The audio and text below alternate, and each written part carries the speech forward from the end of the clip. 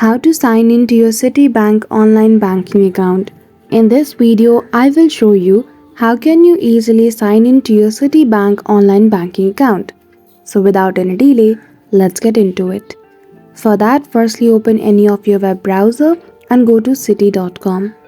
After that, in the results at the top, you will see the official website of the bank. Simply click on that link. Once you click on it, you will be heading toward the official website of the Citibank. After that, at the right hand side, you will see the option of user ID and password.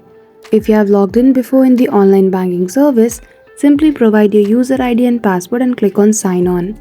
If not, and if you want to activate the new service of online banking, simply click on activate. After you click on activate, you need to provide your details about the banking and your personal details as well, and then you will be good to go. So that's it.